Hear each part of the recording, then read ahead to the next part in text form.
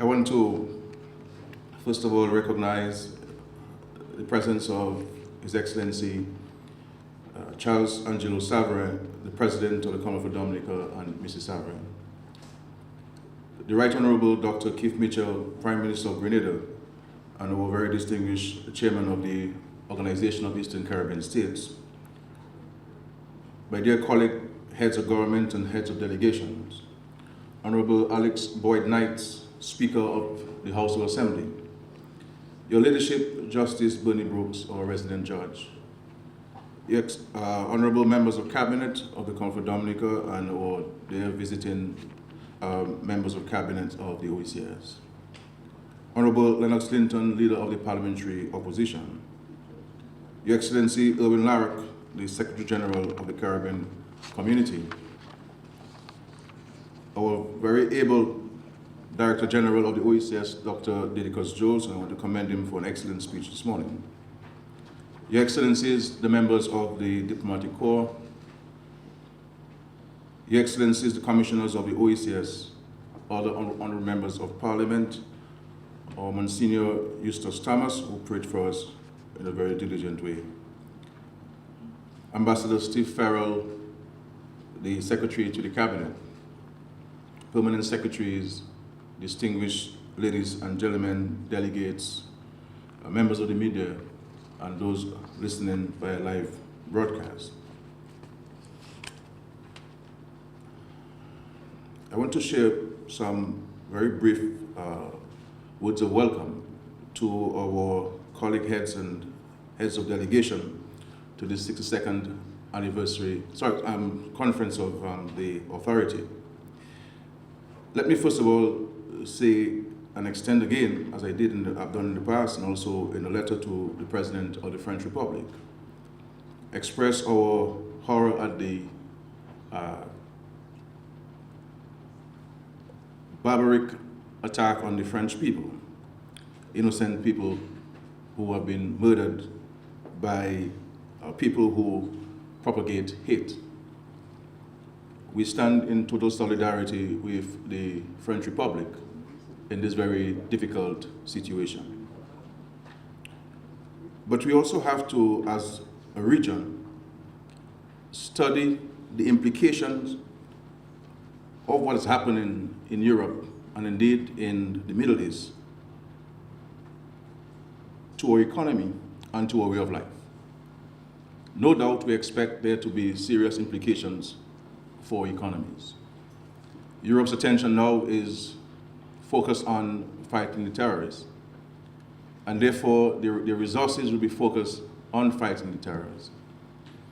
And no doubt we'll have implications for the hassle-free travel into Europe, our economies, trade matters, and also the financial package which we normally receive from the European Union. Though it will not be impacted, but certainly it will be delayed in its delivery because of the focus of this serious matter in Europe.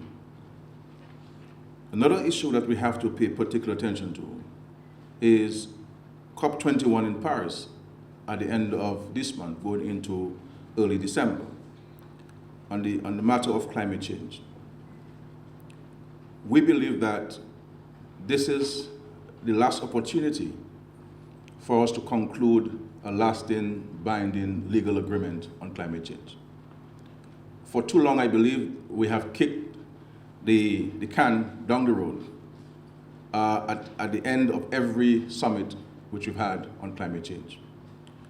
It was heartening to hear the comments of President Obama last night in the Philippines, and also the comments of the President of China, President Xi, in respect to the commitments going into Paris. Of course, we have heard very clearly the articulation of the President of France and also the Prime Minister of the United Kingdom. So we're hoping that we can find consensus on this, because we in the developing countries who are the most affected by the effects of climate change, we cannot wait another year for another summit to discuss this issue. And I am comforted by the fact that the entire CARICOM is going to Paris in a united voice in a united front to make a very strong case,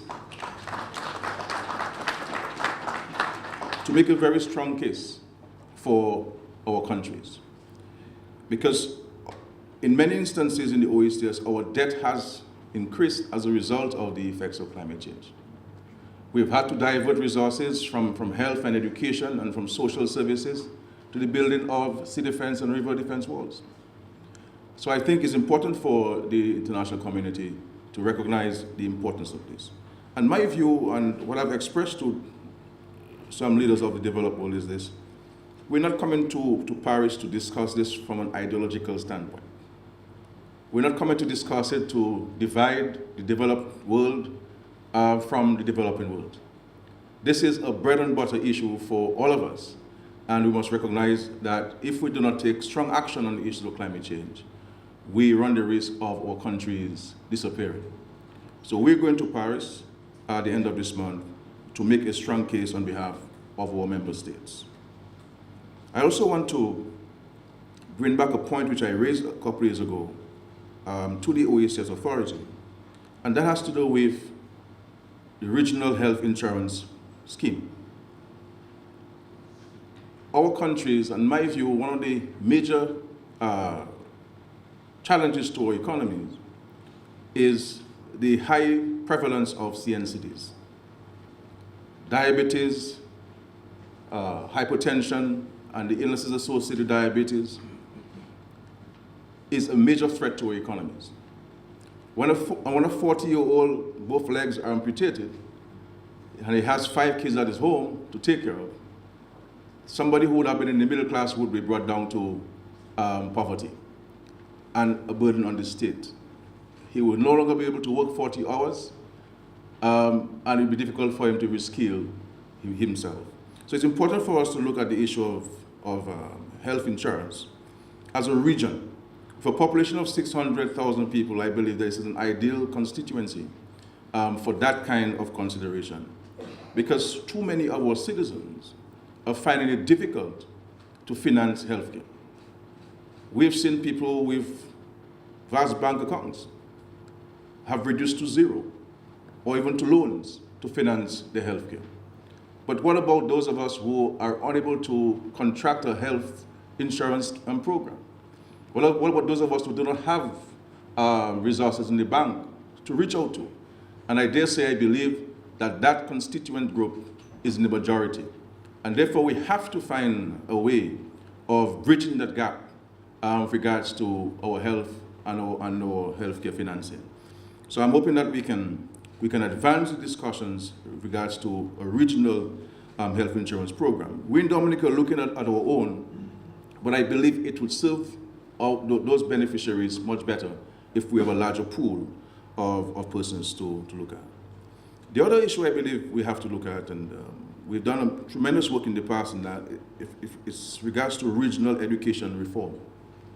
I believe the time has come for us to review, not only nationally as we're doing, but as a region, the relevance of the curriculum in the region, the benefits to our economy, and to see what areas we can seek to transform or make changes with regards to our regional education system. So it's important for us to look at it from a regional standpoint. We've done so before with the Basic Education Reform Project, and we have Dr. Dedicus Jules, who was one of the pioneers in that regard, who we can bear his experience on. So it's important for us to look at the issue of regional education reform and to see how we can better align it to our economies and to the present-day challenges confronting the OECS. We also need to look at the issue of the financial sustainability of the OECS Supreme Court. And I would, at the OECS level, I would like for us to look at the possibility of financing the OECS Supreme Court in the same manner in which we are financing the Caribbean Court of Justice. And as difficult as things are in Dominica, we're prepared to be part of contracting a loan, possibly from the CDB, and to allow the Supreme Court to have the same investment model as the CCJ. And it's something that we're going to discuss, because we need to ensure at every stage the Supreme Court is properly financed to carry out its mandate as provided for by our constitutions. My final point to us here this morning has to do with the further strengthening of our regional security apparatus.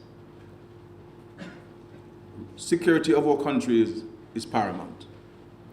And we have to ensure that within the OECS, there's a greater propensity towards the sharing of information and intelligence in order for us to curb the prevalence of illegal activities in our countries and our region. And I believe that we have to do it together, because our region is very porous. And we have to continue to bear on the support of the United States government, who've been very helpful, exceptional in the efforts towards regional security. The British government has been very, very, very helpful to us. The French and many of our development partners have been chipping in. So I believe that we have to charge the Ministers of National Security and the chiefs of police in our region to look more closely at cooperation.